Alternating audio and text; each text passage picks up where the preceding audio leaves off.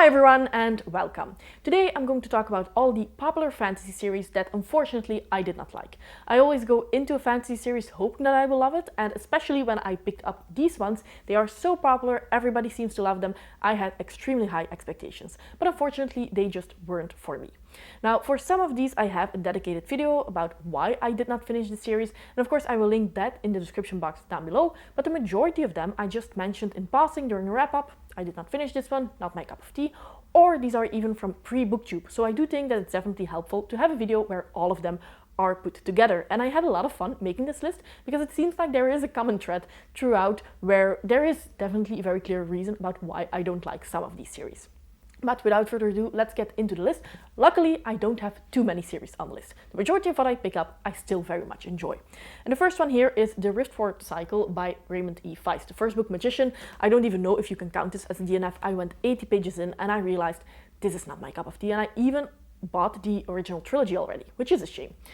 Now, what really drew me into this one was, of course, it's a very famous fantasy series. Feist is a very famous name in the fantasy community, but at the time I was getting through Robin Hobb's Realm of the Elderlings. I absolutely adore that series. And what I liked there was that it's a long series, you get to know all of the characters, but it's divided into trilogies. So you can very easily read a trilogy, take a pause, and then pick up the series afterwards. And that's exactly the same for this series. I think that there are almost 30 books in the series, but they are all divided into trilogies. So, of course, I had extremely high hopes. But this is very traditional fantasy, which I don't really mind, but the writing style also felt extremely young to me. I think if a young teenage boy or teenage girl would pick this one up, they would really enjoy it because it feels like it's wish fulfillment. It's a dream of this teenage boy, because here we meet Puck. I think that Puck is an orphan. He's around 14 years of age, and that is the age that they need to start a traineeship. Now, of course, he wants to be the apprentice of the warriors, of the soldiers, but Pug is very small and he's not chosen. So in the beginning he stands there, he's all alone, nobody has picked him, but then the master wizard, the royal wizard, comes in and he chooses Pug. Now, lo and behold, Pug is a very powerful wizard. Nobody knew this. He's 40 years of age, he was working in the kitchen, but then this magician picks him to be an apprentice, and he is a natural talent. He's the best wizard in the world. We are 80 pages in, and at this point, he is friends with the princess. The princess is in love with him at that point. A lot of things are happening, and just everything is going Puck's way. That's why I say that this feels like it's some sort of daydreaming of a teenage boy, and I just couldn't relate to it. Now, if the writing style was a little bit better, if it was more character-driven and not plot-driven, maybe.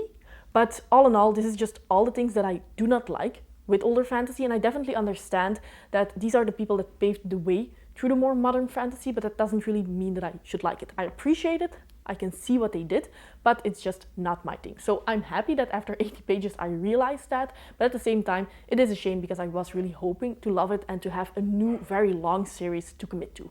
So yeah, not everything can be your cup of tea, I suppose. Then we have Stephen King's The Dark Tower. Now, I actually did read the first one and I went into the second one, but I just really didn't enjoy this one.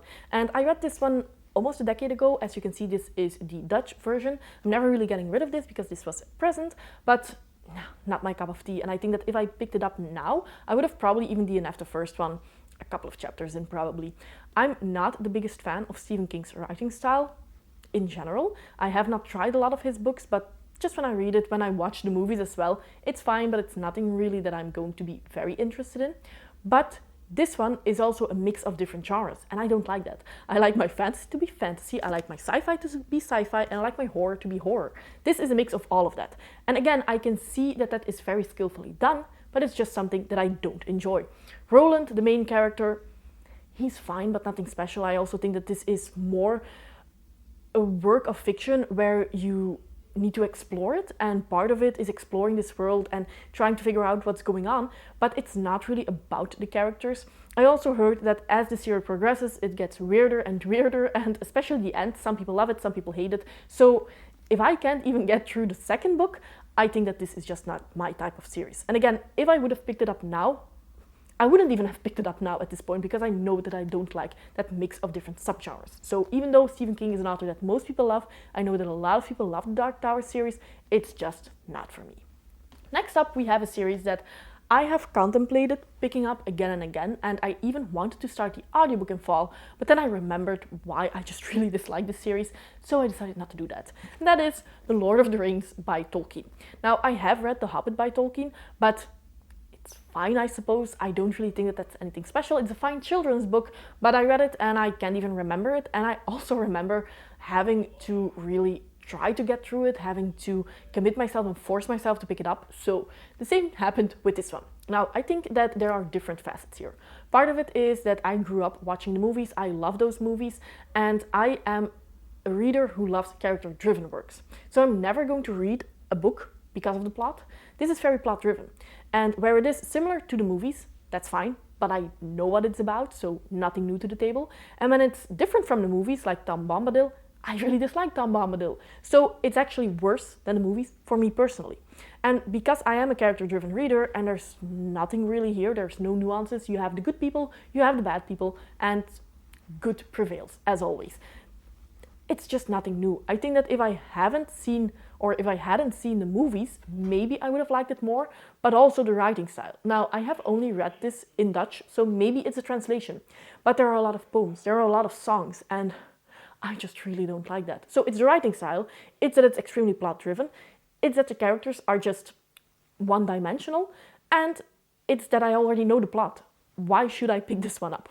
Now, as I said, I did contemplate to pick it up as an audiobook because I thought, well, maybe if I already know the story, it might be nice as part of nostalgia to just listen to it.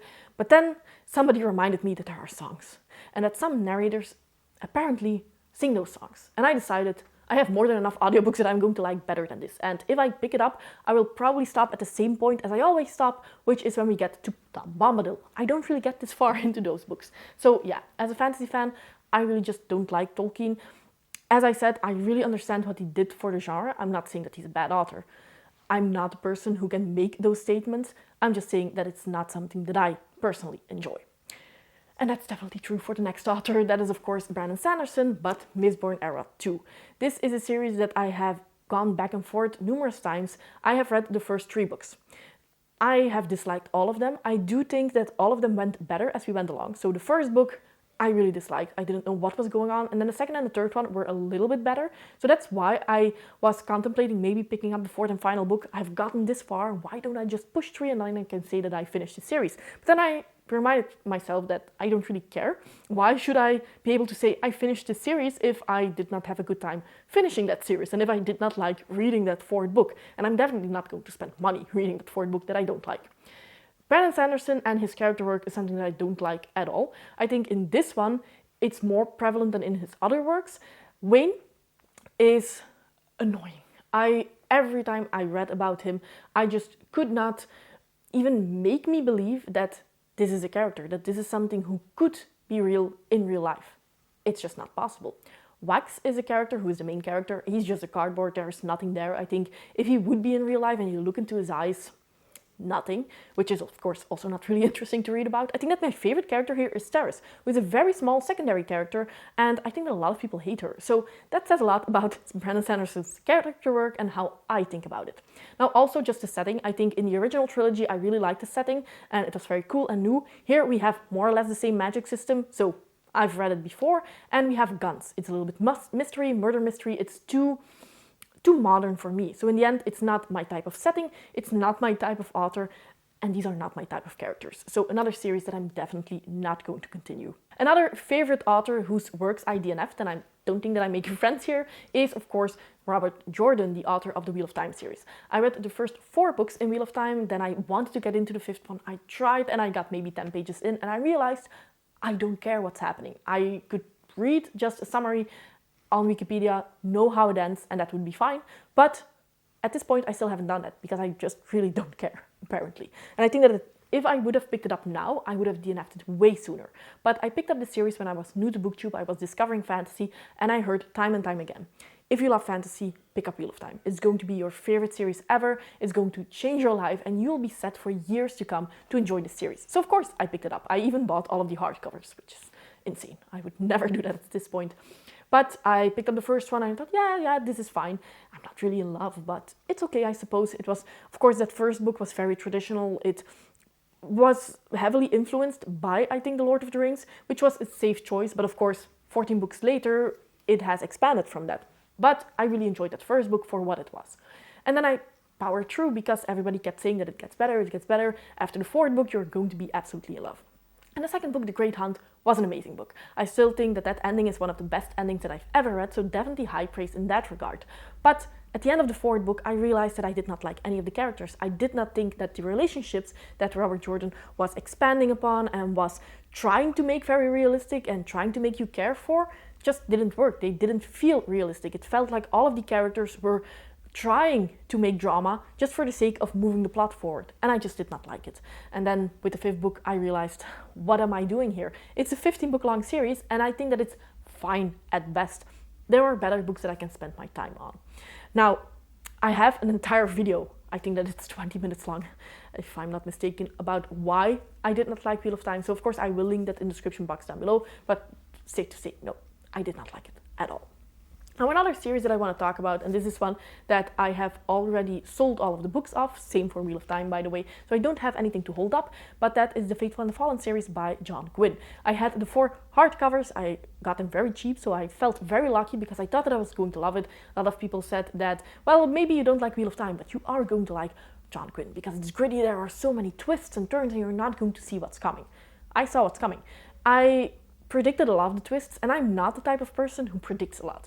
I'm often flabbergasted when something happens and that a fellow reader says, I saw that coming from a mile off. I normally don't see it, but with John Gwynne's works, I did. Again, here I think that it's just not my type of book because it is extremely action-packed, it is very fast-paced, and it is more plot-driven than it is character-driven. It's also action-driven. But I also think that John Gwynne's writing style is fine, but it could be better. There were definitely the dialogues, they did not feel very natural, it did not feel very fluent, and it immediately pulled me out of the story. And I think that if you do like those action scenes, John Gwynne is very good at writing them, very good at making you experience them on another level. So there, I do think that he shines, but I'm not an action-driven reader. I don't really care about them. Usually, I skim through action scenes. So I did the same for John Gwynne's book, and then I realized that I was skimming through the majority of those books. Now, I did read the first 3, and sometimes I think, why didn't I read the 4th one? Again, just to say that I finished the series, but on the other hand, I know that I would not really enjoy it. At this point, I still haven't looked up how it ends, because I don't really care, because I did not care for any of the characters, and I think that that says enough, right? Also, I do think that the series got better as it moved along, and I think that at that point, I was very lenient with my stars. I was very lenient with saying, yeah, it's a good read, yay, because I was quite new, and because it was a buddy read. And the experience of buddy reading with other people is always something that I quite enjoy. But when I finished the 3rd book, I realized that I waited until the day before the discussion about the book to start reading the majority of the book because I kept putting it off. And I think that that's a very clear sign that you're not really interested in the story. So in the end, just the type of book that I will never really enjoy, but if the characters felt more realistic and if the writing style, and especially writing the dialogues, was a bit better, I probably would have enjoyed it more. But the type of series that at this point I would not pick up if somebody pitched it to me. This was a mistake of me not really knowing my own taste at the time. And then the last book that I want to talk about, or the last series, this is one that I recently made an entire video of, so I'm not going to say too much, but that is Brandon Sanderson's Stormlight Archive. This is the first book, The Way of Kings. I read this one in completion, and then the second one I DNF'd. Couple of 100 pages in, I don't really know exactly. It has the same issues that I have with Mizorn Era 2, but this is a longer series and I had more issues because if it's a very long series, I expect to go deeper into certain things that I enjoy, and Brandon Sanderson went deeper into things that I don't enjoy. So yeah, that's just the way it is. Like I said, I have an entire video that I will link in the description box down below if you want to see me more going into detail about why Brandon Sanderson just isn't the author for me. So these are the popular fantasy series that unfortunately didn't work for me. Please let me know what you thought of these. Are these your all-time favorites, or do you think that I have a point here? And what are some fantasy series that you unfortunately did not enjoy? Definitely let me know in the comments down below.